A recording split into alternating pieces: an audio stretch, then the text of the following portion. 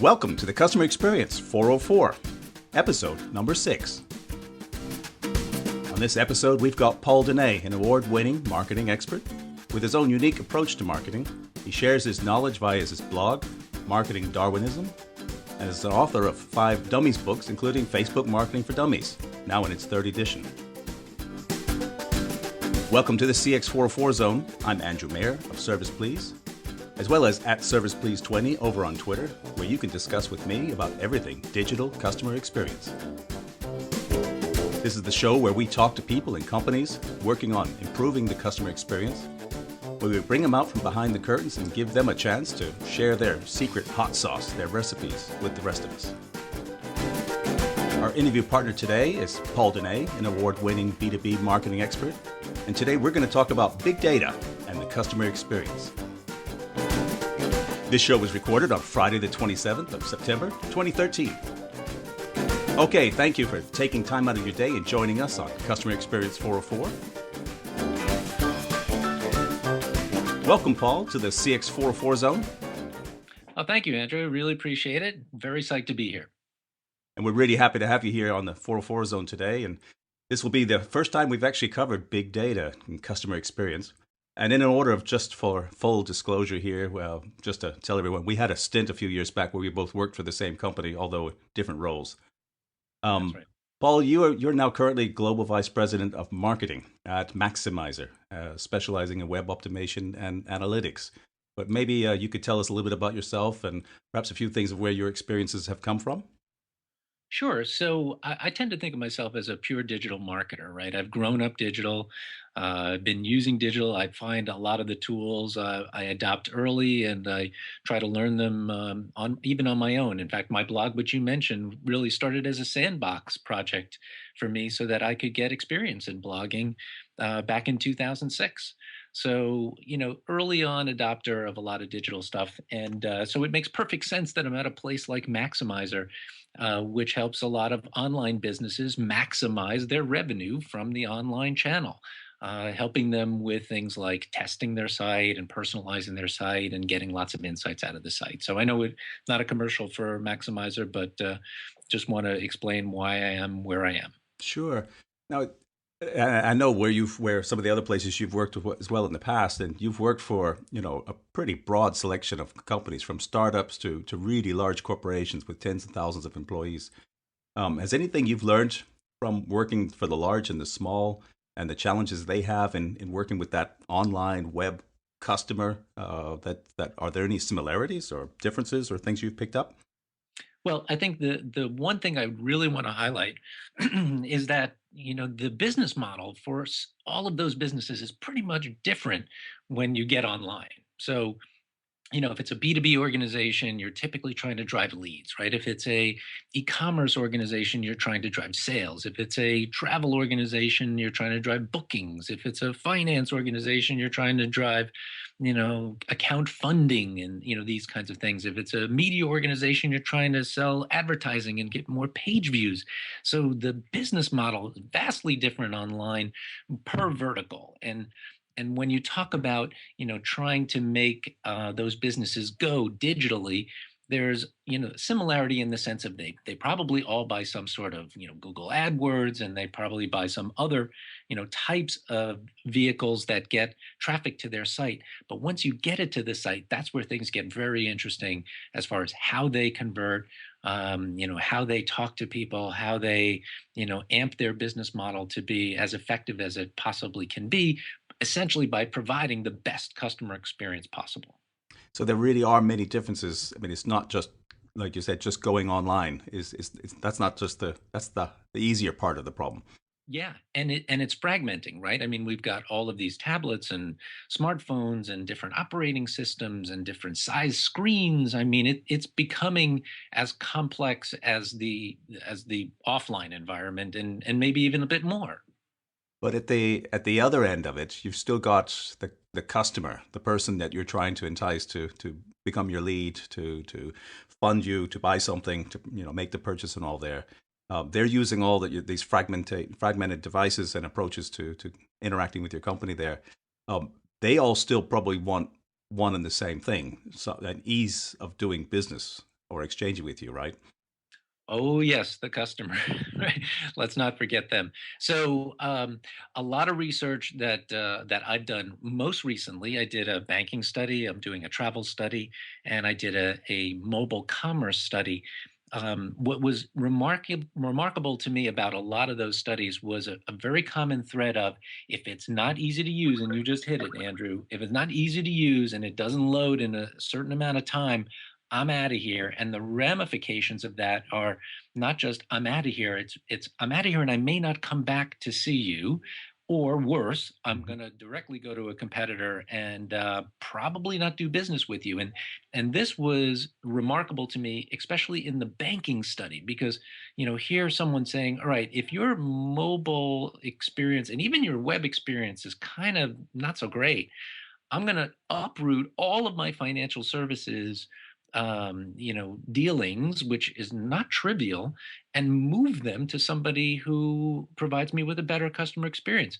Really interesting data, and that's something I can send you the link to that if you want to post it in the show notes or something like that, Andrew. Yeah, surely. I remember working about 10, 12 years ago with a large credit card company Yeah. here in Europe, and we were talking about the point of sale, and I was working in their contact center, and this was the authorizations department. So this is dating myself and some of the technology back then, but a lot of phone, a customer in the shop pulls out a card, swipes it, or the person working in the shop would swipe it through the machine, and if it was over a certain amount or some flag was sent out of it, they'd have to call in to get authorization, the approval on it there.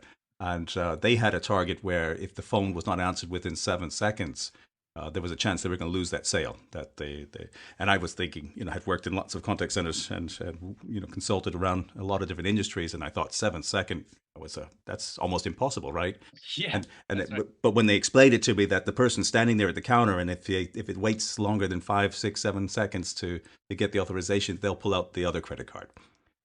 So that was easy enough because you had the multiple cards in your pocket. But now you're saying that's even now transformed itself into my banking estate. I could move to a different bank Right. almost as easily. Yep. Wow. And that people are willing to do that, I find rather shocking, but they are. They need to, the question that is maybe for another hook around another podcast is what really holds a customer to a brand nowadays has changed obviously a lot too. Yeah. So my big bank that I've got, and it's funny you say banks, I've got a letter on my desk here in front of me from them, and I've got one from their competitor trying to get me to move over to them, and they say this is supposed to be very easy to do, and I've been with this bank for 15 years, and listening to what you're saying now, I'm thinking must be really hard to do, but they're telling me it's actually really easy. So Yep. I might have my own experience in the next couple of days around here as well. Yep. You actually recently had a blog you wrote, which actually caught my eye. I think it was in the summer here, where you talked about tips for turning big data into great customer experience. Of course, that's the big data piece is been all over. Big data is what I kind of compared to what social media was 4 or 5 years ago, around in the hype scale. Yeah. Um, Nowadays, most people pretty much understand or have maybe a better understanding of what social media at least is out there and trying to do, even though it changes a lot or very often. But now big data is the subject that everybody's talking about, and everybody's trying to figure out how to take advantage of big data. What role do you see all this data, all this information playing in maybe improving the customer experience? Yeah. Well, first, a couple of things. I think from a CMO perspective, the big three things on the CMO mind is, big data, is social, is mobile, and maybe as a fourth, the customer experience, and not necessarily in that order. So don't infer that order, but it's certainly something that has rocketed into the mindset of the CMO.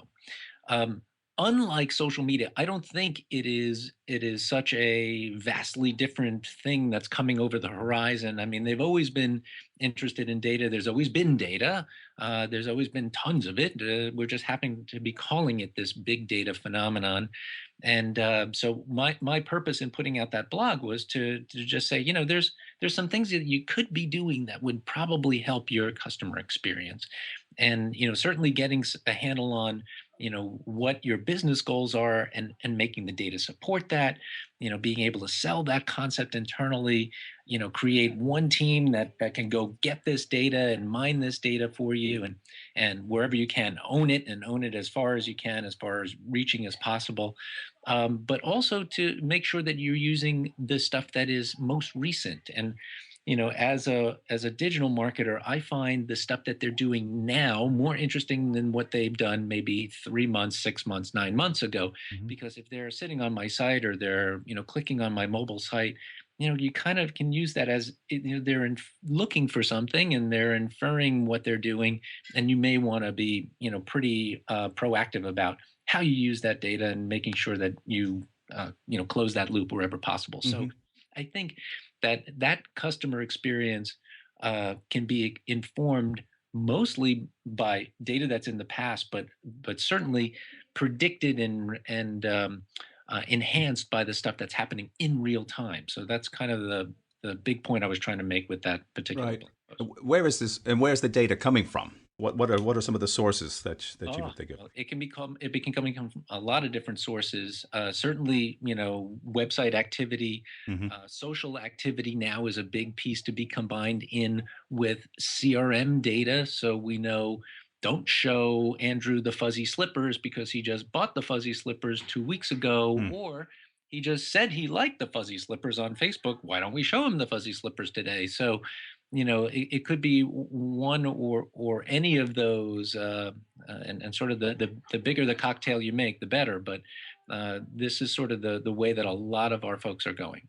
So you mentioned in the blog post and also here about building the team, building that Yeah. single group that kind of owns the collection and compiling of all that data there. Yes. Um, Yeah. this is something I've been driven. I mean, marketing has always been driven by data. That's as long as marketing's been around, I'm sure. Whether it's been taking polls or walking on the street and firing up questions and trying to get what people are actually interested in here. Right. But um, is this a marketing driven big data, or is this Mm, I see IT departments working on big data yeah. opportunities, or building silos of ideas that what they might be able to do. I work a lot in the contact center space, so contact centers are saying, I'm sitting on a lot of data.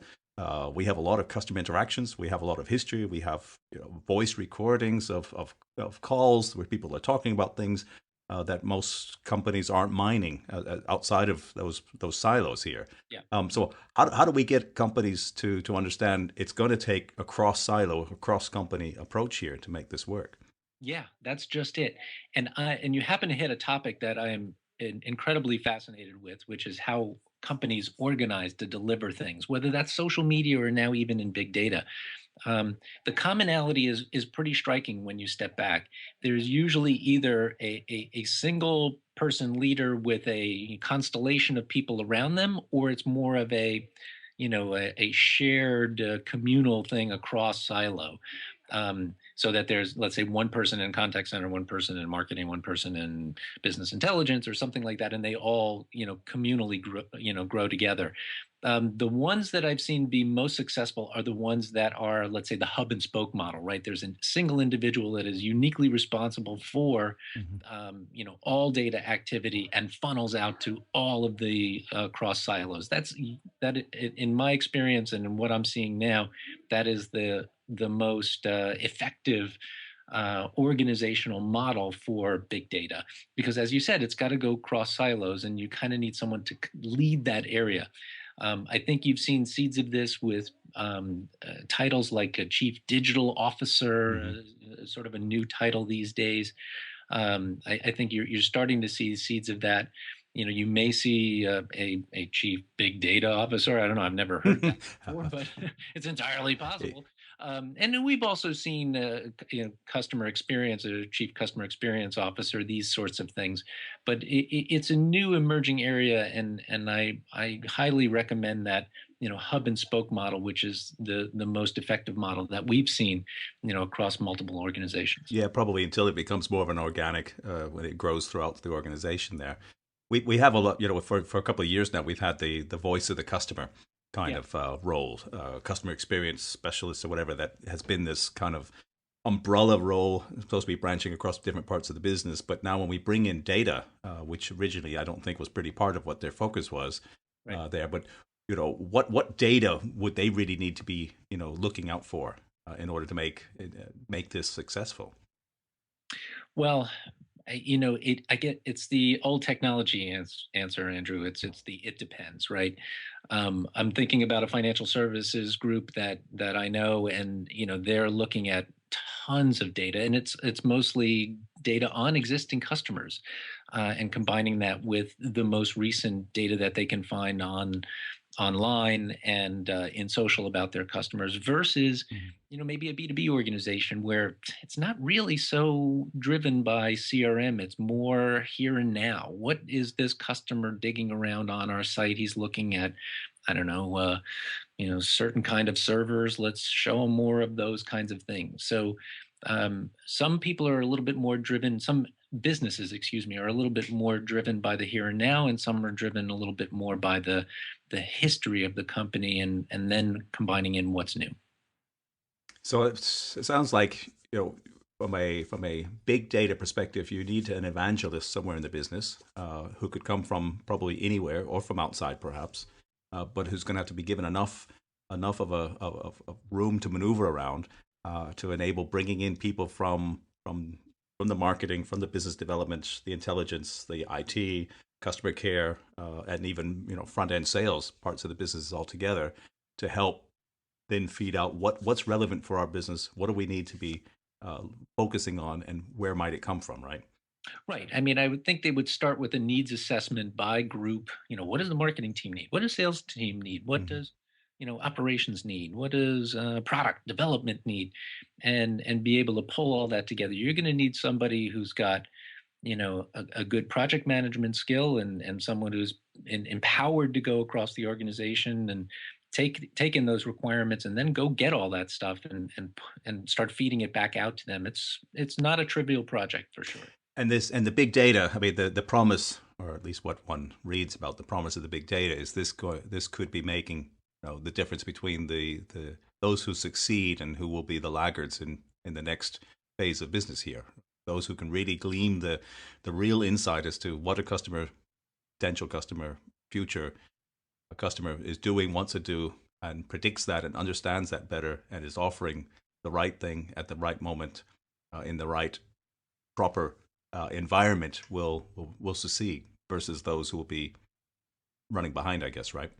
Right. So let's ask ourselves why that exists. And Mm. and I think people are becoming they're busier than ever before.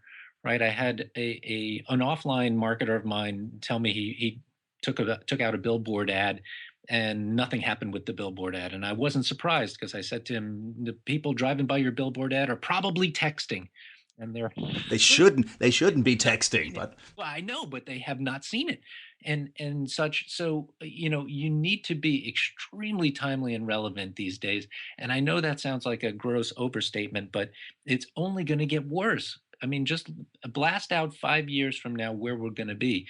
Where people are going to be, even more deluged with information. And what is the marketer going to do? Send more email? Well, that's not going to help. So they've got to be relevant when they show up on a site, on a mobile site, in a mobile app. They better have a really relevant experience, and that's what that data is starting to tell us from that financial services thing I mentioned to you, that research piece, and Mhm. even the mobile commerce research piece. Is if it isn't relevant, I'm out of here. So that's why the big data piece is so important. That's why the big gains are going to be made down the line by perfecting that customer experience, and or individualizing that customer experience and making it highly relevant. Mm. That individualizing is going to be. I see it in my mailbox every day, and I wonder why 90% of it shows up, and probably a lot of them are following the old method you were just describing there. Yeah. I've got a regular question that I ask all my guests on my show here is, if you had a suggestion to give to a company, and again, I'm going to generalize here, and you can pick a vertical if you find it easier to do it. An owner, a digital media team, maybe a customer experience or voice of the customer type person who might be listening to my podcast. What might they do to improve their digital, their online customer experience? Have you got a tip for them? Yeah, I would absolutely say, begin to think big with your data, and think about how you can personalize and be relevant. I think that's the most important thing I could possibly say to anybody listening, and coming from that audience. Mm-hmm. So it all ties in here together with the whole subject. So maybe I'm going to have to find some future guests and have to bring you back around in a later point to say where is big data taking us here. Yeah. I appreciate you sharing this with us here, Paul, today. Maybe could you tell us anything else you might be working on? What's coming up, or if big data is today. Have you got a crystal ball? Have you got something you're working on for 2014, 2015?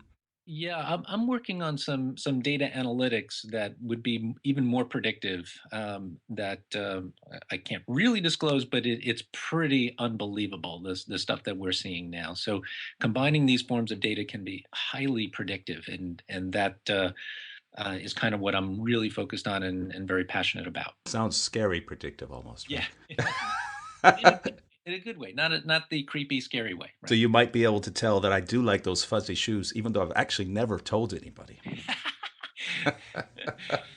That'd be interesting. All right. Well, this part of the show, the section of shout outs here, and Yeah. we call them Paul shout outs. Is there anybody, or organization, or people, or person you'd like to mention here who's played a role, or you think is doing something really great, perhaps in the online experience world here that we can give recognition to? Right. So there's two people. One is sort of a mentor for me in the online digital space, which is David Meerman Scott, a good buddy of mine out of the Boston area. Potentially a target for you to interview in the near future. Hmm. And then the second is another person in the Boston area who happens to be my son. Today is his birthday, and it's his 19th birthday. And I thought as long as it's September 27th, that I'd give a shout out to him. And I'm hoping he's having a good time in college right now. Well, I don't know if I'll get this show up here just out here tonight for him, but you can tell him it was recorded today. I got the date at the beginning, and that's an original one for the show. I appreciate that, and All right. I'll include them both in the show notes, and I'll put a little birthday cake next to All right. his name Fantastic. there. Listen, Paul, I really appreciate you joining us here on the CX404 here today. Can you tell folks here where else they might find more information about you? Oh, absolutely. I maintain a blog at pauldunay, one word, .com. So anytime you want to check me out, I'm there. Great. Listen, well, that does it for today's show. On our next week's show, we're going to talk with Dustin Kessler. He's based in the UK.